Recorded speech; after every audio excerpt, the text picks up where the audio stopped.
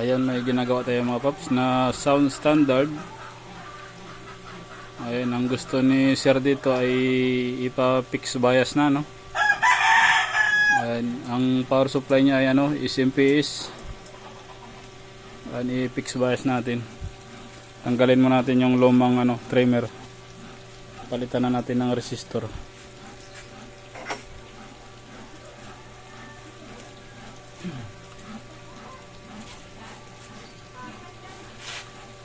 Fix bias.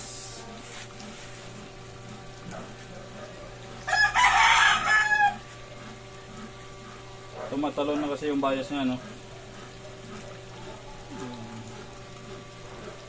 Nagbabago-bago yung bias niya. Yung nakaraan, okay na yung bias niya. Pero kanina, nag 0.4 mahigit. Kaya, umiinit. Ay, meron na tayong ginawa dito na, nasa na? Ayan. Bali, 1.5 saka 1.2 pinag-series natin. Kasi yung nakuha natin na reading dun sa trimmer ay 2.6. Ito medyo malapit-lapit. Tapos subukan natin kung sure ball.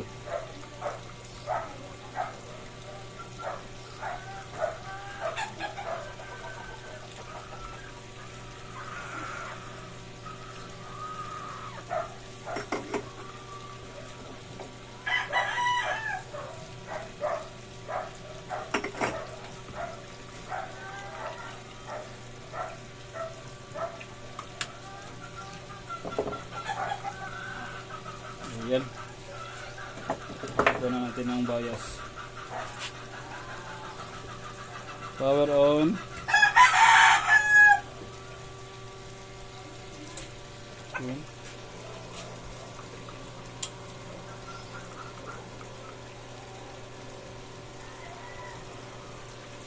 Ayan, testing natin. Ito sa kabila.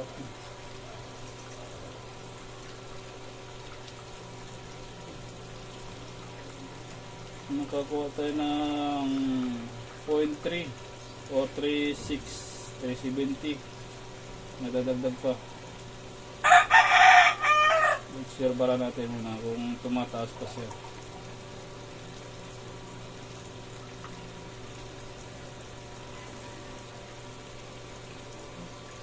Yung kabila niya 0.3 din. Gumagawag natin yan.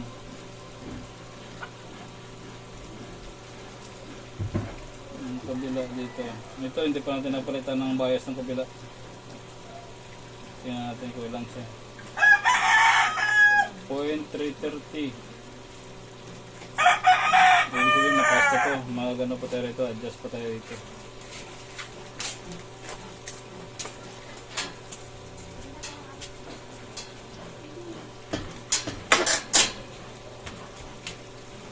$375, $376, mataas pa. Minto siya sa, ito mataas pa.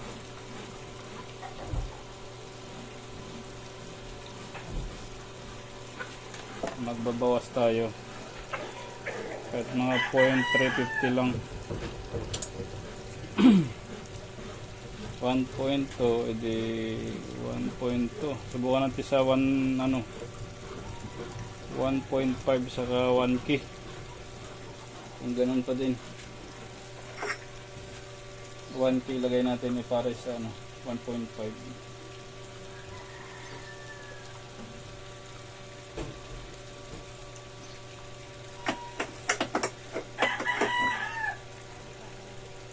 So may 1K tayo.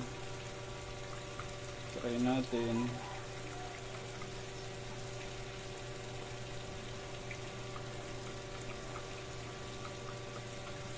Hindi na natin i-fix hanggang din natin nakuha, no? Para hindi doble trabaho.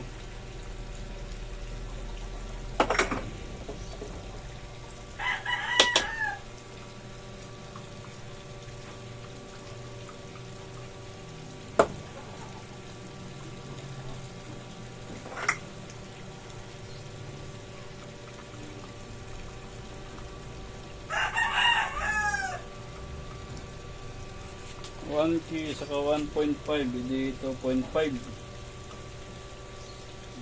2.5 na gamitin natin.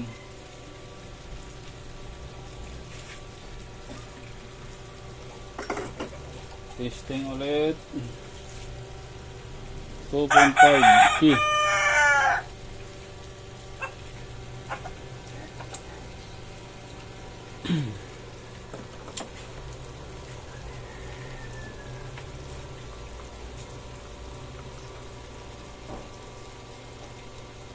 Masyadong mababa, no?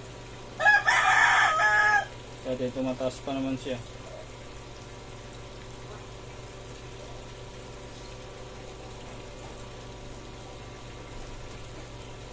Pero kung hindi gar-gar ang tunog ng ganito, mas malamig ito.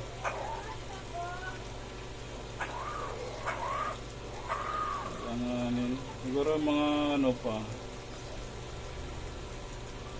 100 ohms pa. Makuha na natin ito mga 100 ohms pa. Kaso tatlong dugtong na.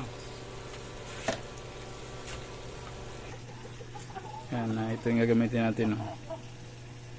Dalawang 5.6 key saka isang 33 key. Nag-parallel tayo. Ayan. Oh. Hindi makita. Masyadong maliit. Yan, natanggalan natin dito yung ano. Natanggalan natin yung trimmer. Ihinang na lang natin.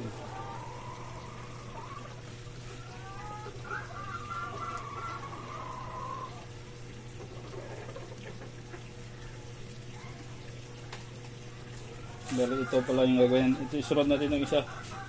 Kabilang channel pag nakakuha na natin yung final nito.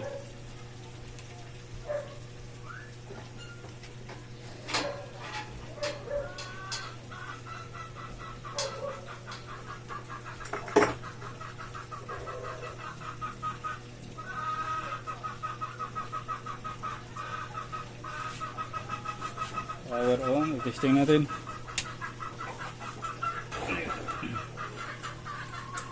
Ayun.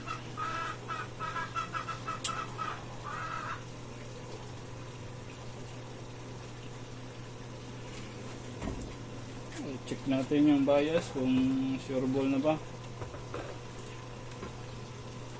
Hindi makita, i-tester natin. Ayan. Ayan.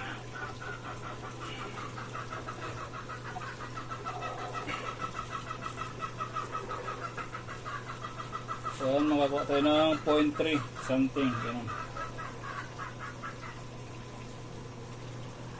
So, makakuha tayo ng 0.325 325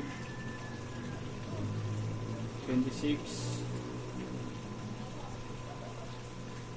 0.327. Pasok na siya, no?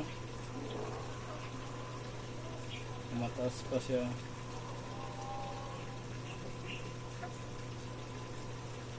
Yung kabila, ito yung original pa ng setting, hindi pa natin ito napalitan ng bias yung kabila ng trimmer. Yung kabila is 0.332. Malapit na silang dalawa. Ito naman 0.329. Mataas pa. Pure ball na to. Tapos yung kabila din. Palitan na rin natin yung kabila. Yan.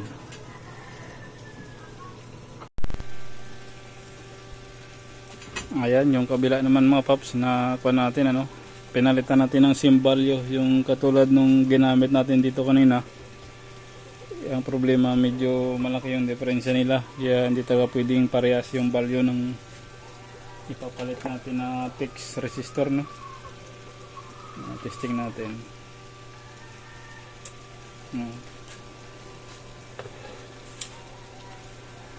Medyo malaki yung kanilang difference.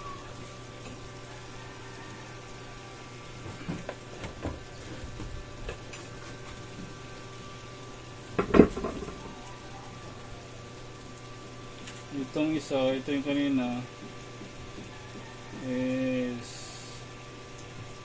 0.322 millivolt. Yung dito sa kabila, same lang din yung pinalit natin. Nakakuha tayo ng masyado mababa, no? 0.291. Yun, mag-adjust tayo ulit.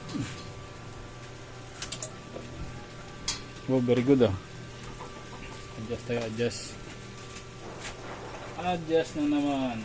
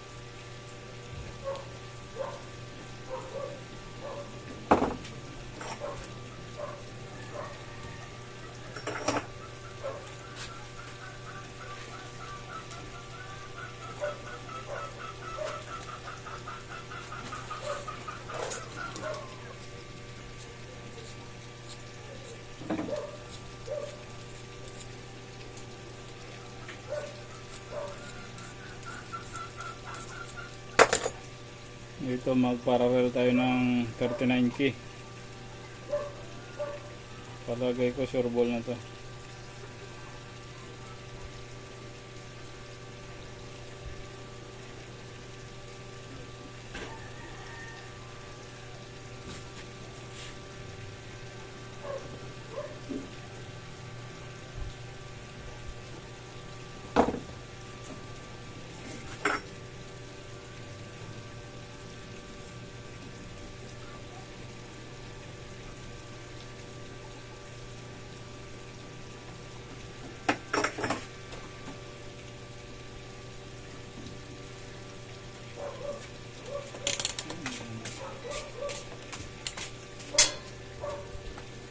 So 0.5K.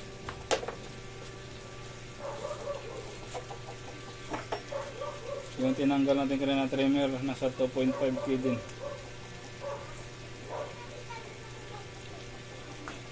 Sureball, sana sureball na ito, no? Sana sureball ka na.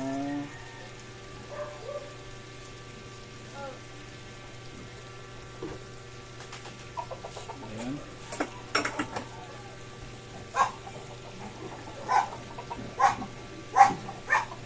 Power on.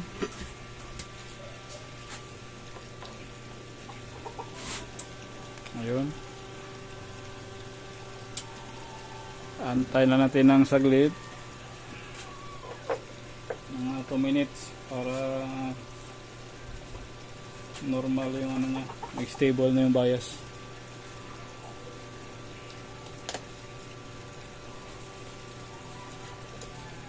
Ito natin kung pwede na. Dito sa kabila ay lipat-lipat 0.324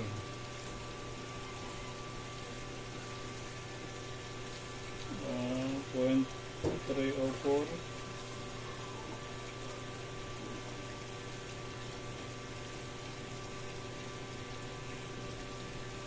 medyo kulang pa siya sa kabila para mahabol niya, no? 39K. Subukan natin na ano. Subukan natin ipalit yung 47K parallel natin. Kulang pa din.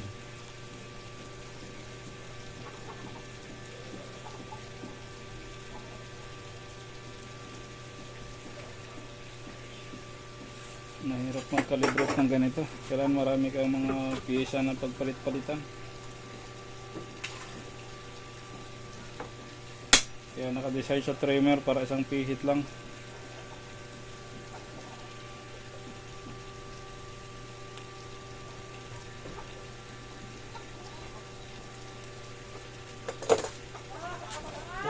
$47K.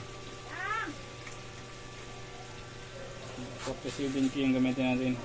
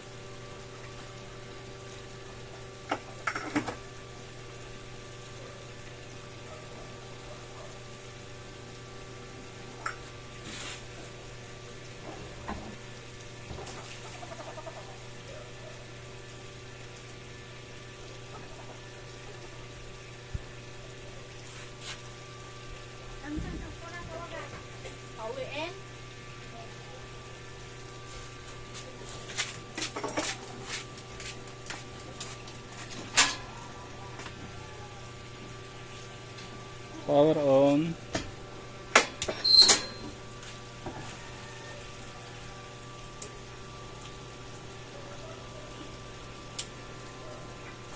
Atin sana magparehas na.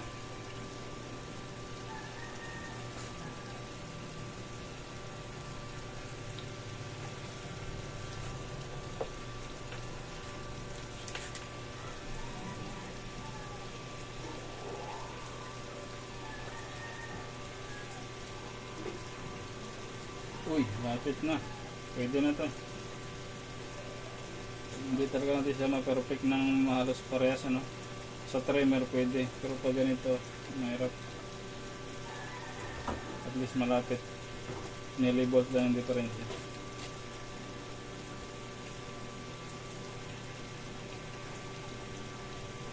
Okay, pwede na to. May i-fix natin, tapos patugtugin natin kung kamusta yung tunog.